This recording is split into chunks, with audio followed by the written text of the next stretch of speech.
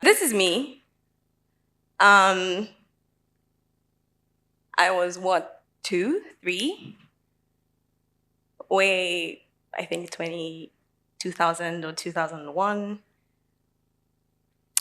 And then shortly after that, life started to happen. You are thrust into like the world and you don't even know what's happening. You were born against your wish, and then you're here, and you have to. All of a sudden, like your future is in your hands. Like, that's a big responsibility. But sometime in 2007, 2006, I think, I had watched a Disney show. Not sure what year this was, but it was High School Musical. Who knows High School Musical? Yeah. And you know how like you see everybody singing and the cheerleaders and they're doing all of these things. Oh, we're in high school, but like I mean here we call it secondary school, but all of a sudden it's like, okay.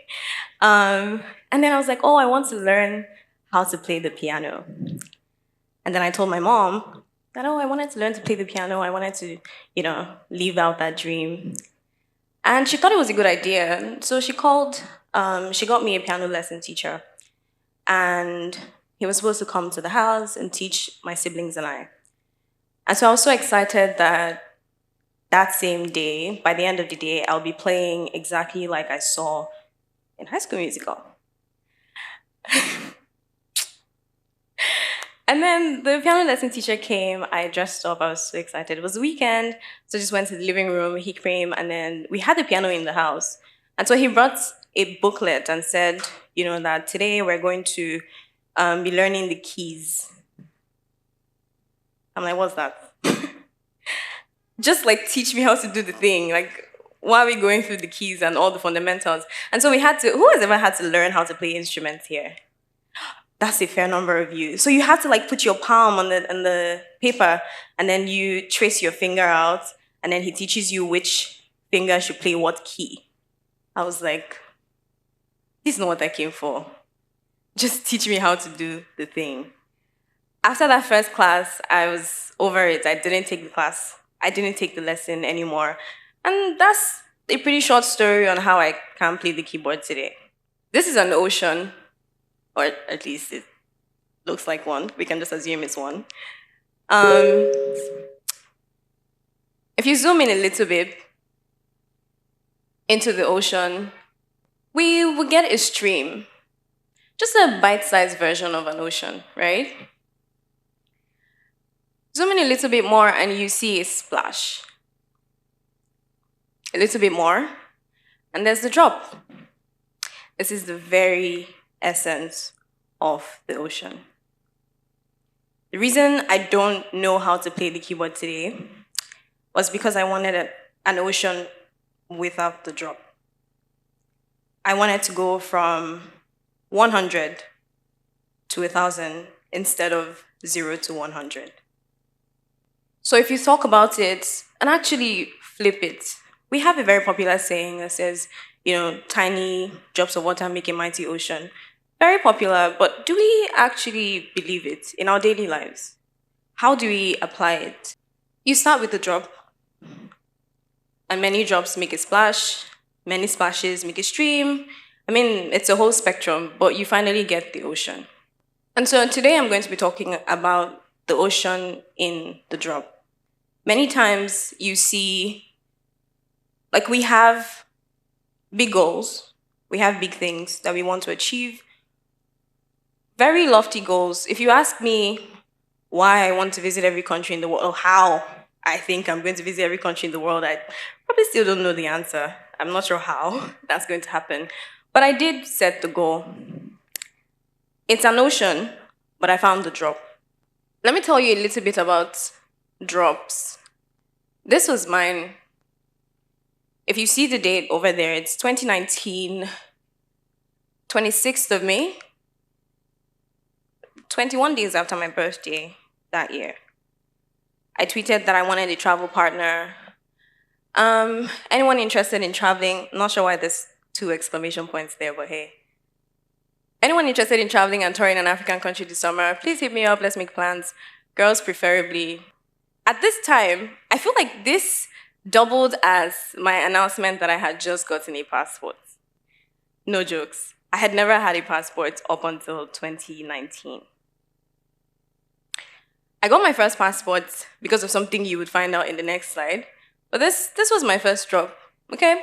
Just announced it. I pretty much got 2 replies to this message, and I still didn't travel in 2019. Shocker. This was my second drop. This is a little vulnerable because my notes app has, I'm sure we can all relate. My notes app has shopping lists. It has a list of people that it just has a lot of things. It has goals, it has my dreams, it has conversations that I've had with myself, it has texts that I wanted to type, like long texts that I wanted to type in WhatsApp, but I don't want them to see typing. Do you feel seen? Voila. Okay. So it has a whole ton of stuff. Anybody that gets a hold of my notes app, I'm probably going to have to this was the list that I made January 3, 2020. This was at 23:08, late at night. Not sure what I was doing, but I had just crossed into the new year. And the new year, new me. I feel like I'm about to ruffle some feathers. New Year resolutions, like January 1st, we're getting it. Everybody's so hyped. Everybody's going to the gym. After 1 week, where's everybody? So this was me, January 3rd. And I think in 2020, I didn't have an idea. I mean, nobody did. What the year was going to look like. It's 2020 we're talking about, remember?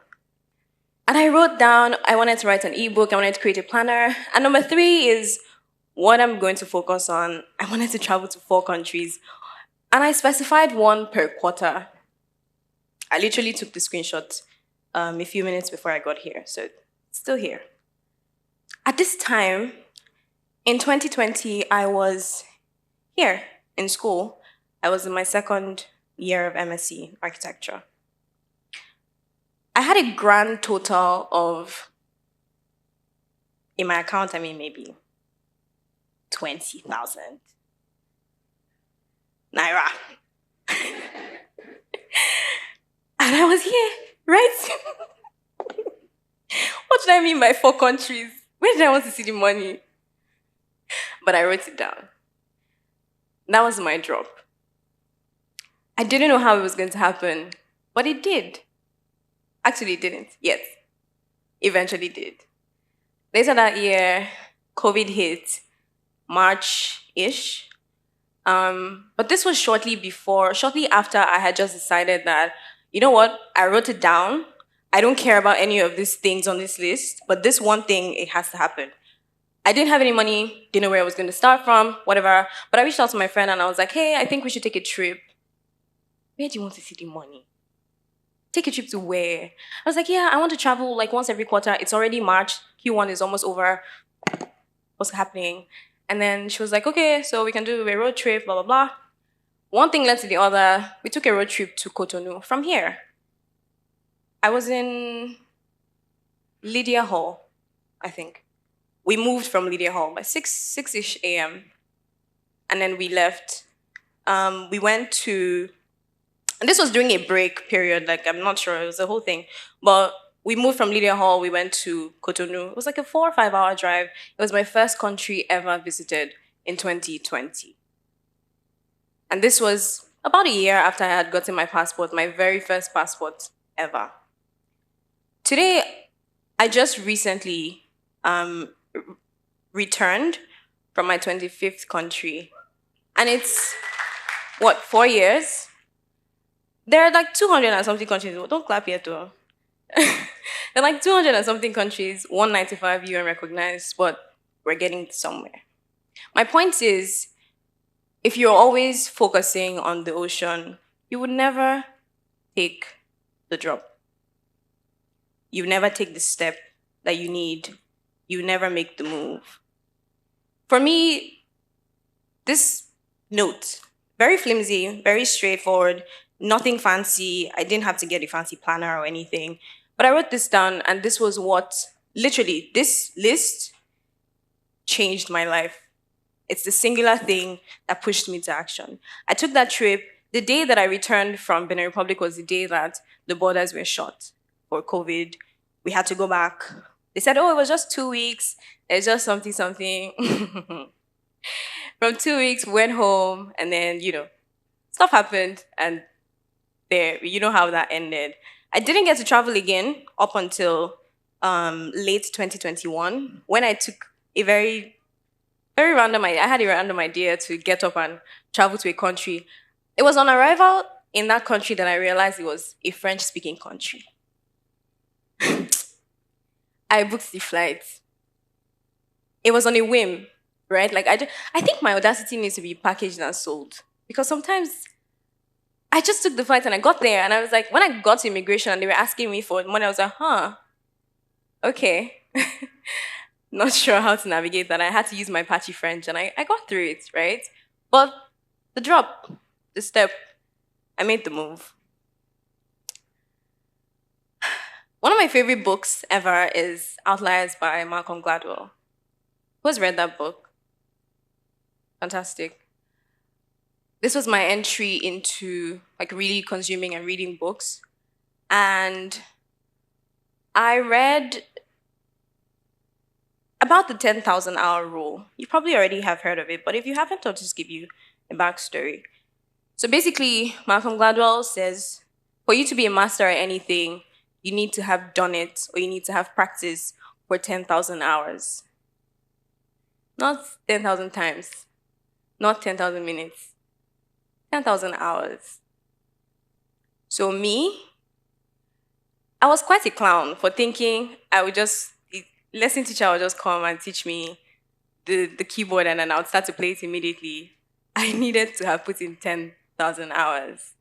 Somebody do the math real quick or Google it. How long is that in days, weeks, years? 216. You're not making it easier. 416 days. That's over a year, non-stop. Like that's like if you're not doing anything at all with your life and you're doing this. And that's how much is needed for you to have mastery of any subject or anything. If you ever look at anybody and think, oh, this person is doing something I want to do.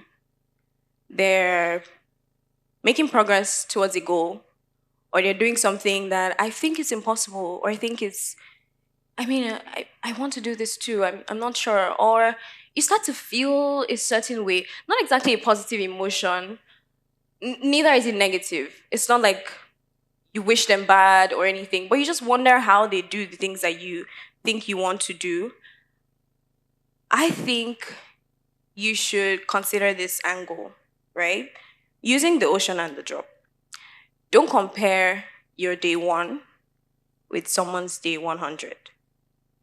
People don't show you like the behind the scenes all the time. Things have changed over time, right? And if you want to do something that someone has done, you need to do like the background work that they have also done. You can't just like you can't compare your day one to their day 100. I'll tell you why. So I woke up one morning and I saw this tweet as a reply to one of the tweets that I made about like a teacher I met in India that wanted me to drop out of school. And it's a pretty long one, but I'm going to end with this. But I hardly have it all figured out yet. There's so much that I am now that I could have never imagined. And I know it's going to be the same for you. You're still young. There's plenty time. There are many things out of your control. If you or anyone you know is feeling the same, you're reading this, here's my advice.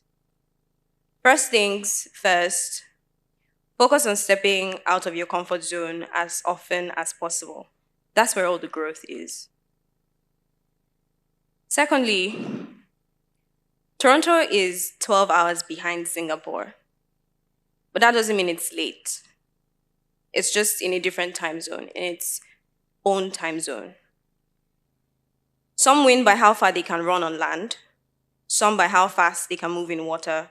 Some win by how high they can jump, others by how they swing a racket. The rules are different, so are the goals.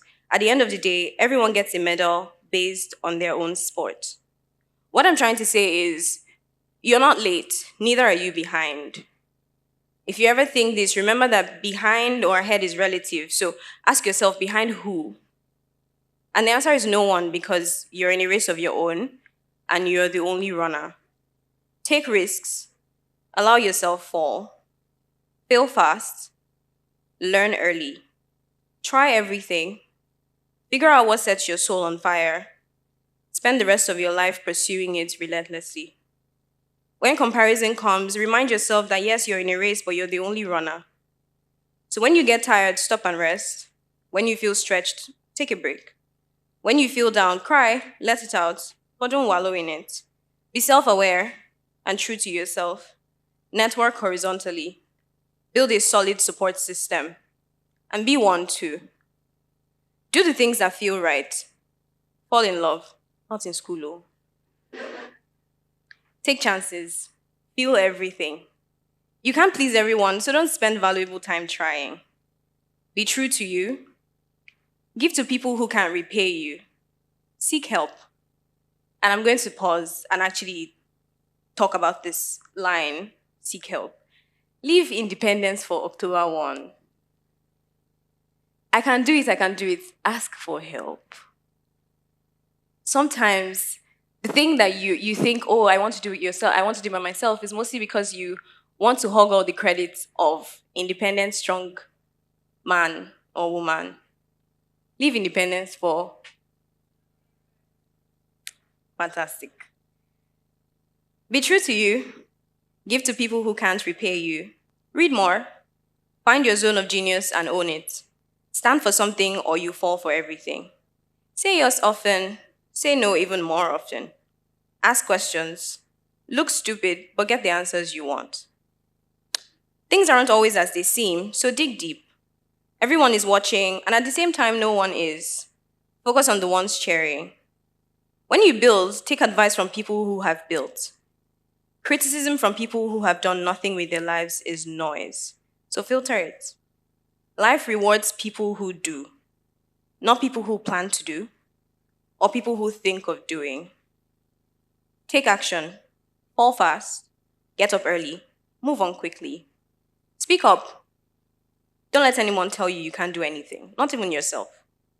When you walk into a room, find one thing that's wrong and fix it. Put into the universe what you want out of it. Leave places better than you met them. Give freely, live fully, die empty. Now I tell stories about my travels around the world and they look so glamorous, but the first and hardest journey I ever made was the one outside my comfort zone. There are no threads or pretty pictures for that one, but it formed the foundation for all the other ones that you see now. Remember, you're in a race, but you're the only runner. It's not a sprint, it's a marathon, and you have the rest of your life to complete it. Don't judge your level 1 with others' level 10. You have your whole life ahead of you, and if it wasn't worth living, you won't be here. Finally, this is something that I read sometime in passing somewhere, and it really hit me little by little, all of a sudden. Every single day that you do one thing, one drop after the other, the next, and the next, and the next, you look back and you see a splash. You keep putting in the drops, one after the other. The next one, there's a whole bucket. And the drops again and again. And now there's a lake. Again and again. Little by little, and all of a sudden, you have an ocean. Rome wasn't built in a day. Life doesn't work like that. You can't microwave it. You can't just, it's not how it works. Little by little, all of a sudden. The problem is, you're looking for all of a sudden without the little by little. To create the life that you want, you need to see the ocean in every single drop that you put in. It might require tears. Behind doors, nobody has to know. It might require sweat, hard work, quiet work. Nobody knows what you're building. Nobody knows what you're doing. But people will see it when the light comes. When you look back, you see a night and day difference. I'm going to ask you one question. You've seen your baby pictures, right? You have baby pictures like on your phone? Yeah. Do you remember the exact time you became an adult? Can you say what year or what day or what date it was that you became this person you are now in your full form? I'm guessing not. That's because tiny changes build up until where you are right now. And when you look back at those pictures, you see a night and day difference. You can't pinpoint exactly when this happened, but it did. So always remember, tiny drops of water make a mighty ocean. The life that you want, if you want to create it, you want to create your ocean, don't neglect the drops. Because little by little, all of a sudden. Thank you.